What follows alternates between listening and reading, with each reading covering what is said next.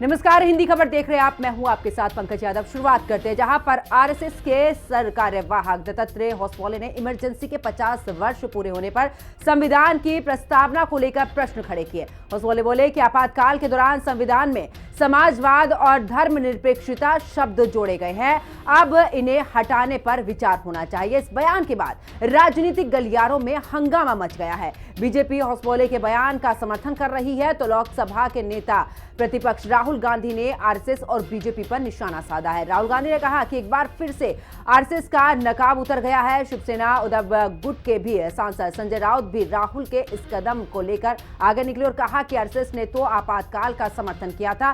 तो आदित्य ठाकरे ने भी होसबोले के बयान को महाराष्ट्र की भाषा विवाद से ध्यान भटकाने वाला बताया। शिवराज सिंह चौहान ने होसबोले के बयान का समर्थन कर विवाद को और भी मानो भड़का दिया है। शिवराज सिंह चौहान ने कहा कि सर्वधर्म समभाव यहां पर भारतीय संस्कृति का मूल्य है और ऐसे में धर्मनिरपेक्ष हमारी संस्कृति का मूल नहीं है और इसलिए इस पर जरूर विचार होना चाहिए कि आपातकाल में जिस धर्मनिरपेक्ष शब्द को जोड़ा गया है उसको हटाया जाए। भारत के संविधान के प्रस्तावना में प्रियम्बल में 2 शब्द जोड़े गए हैं। राय साहब, आप इस विषय के बारे में कभी बोलेंगे या लिखे तो मुझे मालूम नहीं है, देखता हूं। 2 शब्द जोड़े हैं। हम सब लोगों को मालूम है सेक्युलरिज्म और सोशलिज्म के, वो प्रस्तावना में नहीं थे, पहले प्रियम्बल में नहीं थे। उन 2 शब्दों को जोड़ा है। प्रियम्बल शाश्वत रूप से है। क्या सोशलिज्म के विचार आइडियोलॉजी के नाते क्या शाश्वत है भारत के लिए? सेक्युलरिज्म का शब्द भारत संविधान में नहीं था, प्रस्तावना में जोड़ा है। विचार में होंगे सेक्युलरिज्म के, बाकी गवर्नमेंट पॉलिसीज में है, स्टेट पॉलिसी में है, वो अलग बात है। तो इन 2 शब्दों को प्रस्तावना में जोड़ा। बाद में इसको निकालने के प्रयत्न हुआ नहीं है। चर्चा हुई, दोनों प्रकार के आर्गुमेंट्स हुए, तो क्या वो रहनी चाहिए प्रस्तावना में? ये विचार होना चाहिए। धर्मनिरपेक्ष हमारी संस्कृति का मूल नहीं है और इसलिए इस पर जरूर विचार होना चाहिए कि आपातकाल में जिस धर्मनिरपेक्ष शब्द को जोड़ा गया उसको हटाया जाए। और दूसरी बात है समाजवाद की। आत्मवत सर्वभूतेषु, अपने जैसा सबको मानो, ये भारत का मूल विचार है।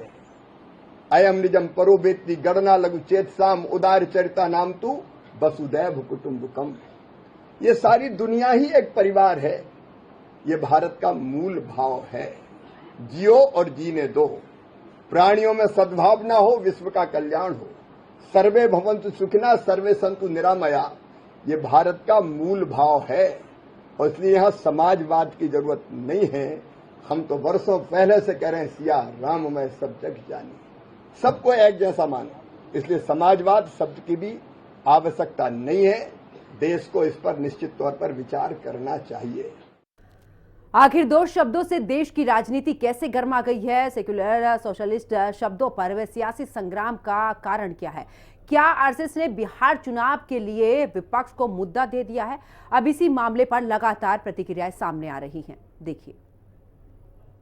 संविधान की मूल भावना पर जो सियासी छल किया गया है, जिस तरह से उस संविधान की मूल भावना पर सियासी आक्रमण करने का इस बहुत लंबा कांग्रेस पार्टी की हिस्ट्री रही है, तो निश्चित तौर से उस सियासी छल को छूमंतर करने की बात कही गई है।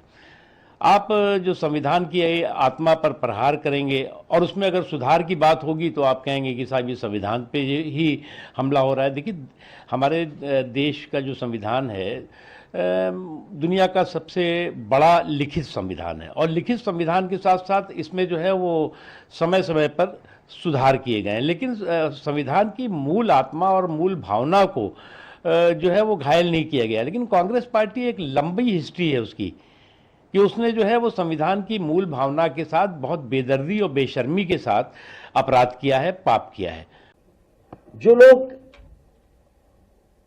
सोशलिस्टों के खिलाफ हैं वही सेकुलर लोगों के लिए खिलाफ भी हैं। ये बात समझ में नहीं आ रही है कि वो लोग जो सोशलिज्म और सोशलिस्टों के खिलाफ हैं, वही लोग सोशलिज्म को मान तो रहे ही नहीं है, वही लोग सेकुलर और सेकुलरिस्टों के खिलाफ भी हैं।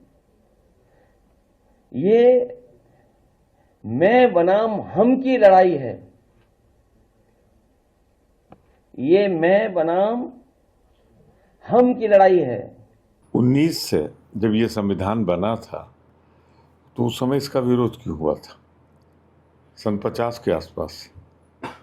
तो सच्चाई तो ये है कि अंबेडकर जी के संविधान की भारतीय जनता पार्टी विरोधी है। वो संविधान को बदलना चाहती है, इसीलिए उनका नारा था अब की बार 400 पार। पर देश की जनता ने उनको ये बहुमत नहीं दिया। अब जो सोशलिज्म शब्द है, समाजवाद, क्या वो पूंजीवाद चाहते? हम समाजवादी हैं, विचार के हैं, सबको बराबर का हक मिले, हम इसके पक्षधर हैं। वो चाहते हैं वो दो उनके दो, हम उसके पक्षधर नहीं। इसलिए वो चढ़ते हैं जो हमने 1977 42 संशोधन 41 संशोधन से किया था। ये लोग संविधान विरोधी लोग, आरएसएस वाले लोग, जो अंग्रेज के चमचे, जिनका कोई योगदान नहीं इस देश की आजादी में, एक बार छू के तो दिखाए लोग संविधान, ये हटा करके तो दिखाए।